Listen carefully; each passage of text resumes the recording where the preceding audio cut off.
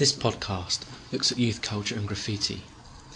It's argued by many within cultural geography that youths are often written out of public spaces, that youth culture in general doesn't have a place within the mainstream, that the mainstream creates adult spaces and doesn't necessarily create spaces for youth. Graffiti can be seen as an example of this. Graffiti is unauthorised writing on a public surface and is often perpetrated by youth cultures that are trying to get themselves a voice within the urban space, a space that is seen as adultist in nature.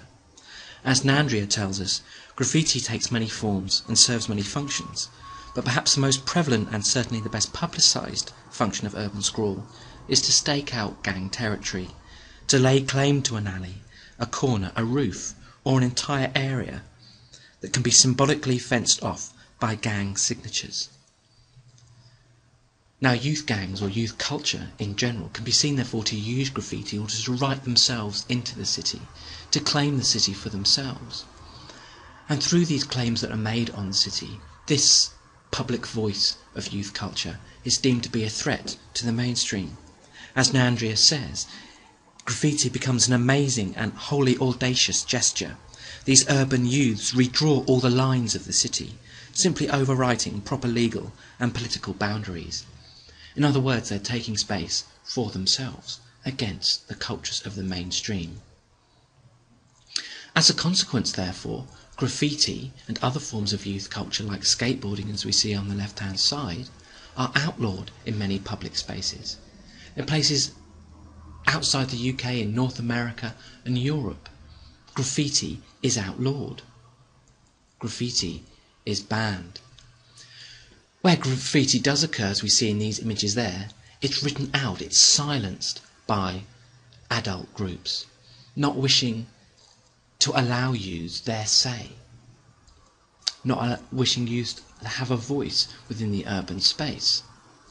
Graffiti is deemed to be naughty. From the mainstream point of view, graffiti sucks. So graffiti defiantly issues a challenge to the mainstream. It asks the mainstream a question. Whose place is this? If this is your place, why don't we get a say? We want to say too, and so by explicitly taking place and failing to acknowledge or value existing uses or ownership, graffiti seeks to draw other claimants out into the open, making them question their own sense of place and testing the power of their border controls. In many places, the challenge presented by graffiti to the dominant culture gains a swift and strong response. As we've seen on the previous slides, it gets overwritten by the mainstream.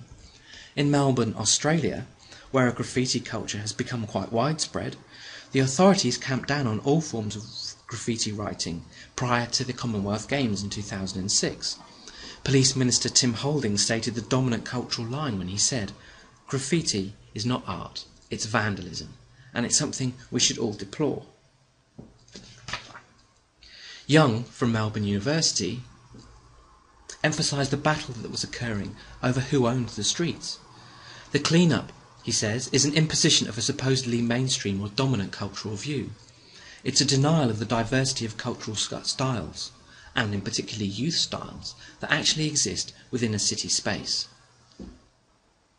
The ongoing battle for place and the questions that it raises about our own and others' sense of place was a process I experienced on the South Bank in London.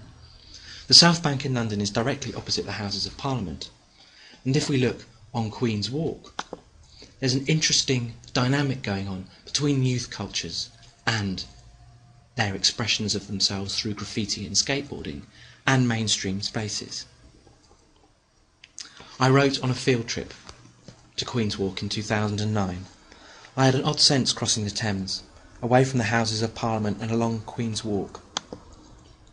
Is someone going to tell me to go away because I'm not a biker, a skater, a junkie or a hobo when I enter this place of graffiti that's just along the major walk of Queen's Walk?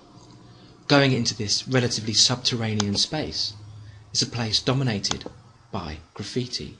It's a place dominated by skaters, dominated by youth culture. Should I be scared in this space because I'm not one of them? Are they seeking to take over this aspect of the world. If graffiti is overwritten in the mainstream, why is graffiti tolerated in this place? Is it because it's in the margins of this place? It's not on the walls of the festival hall, or on the House of Commons, or on Tate Modern, which is so close by, but rather underground? Still, the juxtaposition of different cultures on Queen's Walk makes you think, whose place is this? With the House of Commons so close, who's really in control here? Is it the mainstream, or is it the graffiti artists? To be honest, I wouldn't want this graffiti in my own backyard, so why do they, the powers that be, allow it? If this can happen right under the noses of the powers that be, then they can't be that powerful, can they? Is graffiti allowed here because, in the way of the carnivalesque, it is looked upon as a benign and harmless act? Is it looked upon as something attractive, as a sign of a tolerant and cultural city? The diversity here is celebrated, where it wasn't in Melbourne. Is it even a tourist attraction? Right next to the London Eye, does it make London seem a more cosmopolitan and tolerant city? Or does it just go unnoticed? Is it a marginal presence and invisible to the dominant authority? So something different is going on the South Bank. Here, graffiti and youth culture isn't being written out of the city, rather it's being tolerated or simply ignored. I went back to Queen's Walk in London in early 2010, and something had changed on the South Bank. On the face of it, it looks the same. And yet there's been an ordering and a bordering of this youth cultural group and its traces. Rather than simply being an open space in which one can go in, it's been literally bounded by a skateboard park sign on the ground. The mainstream authority has used a form of graffiti, you might say, in order to border youth culture into an underground space and out of the main thoroughfare. The skateboard park line exists, so youth cultures know where they are within the city. They've been given a space, if you like, or their resistance has been acknowledged and their claims to the space have been granted by the mainstream authority.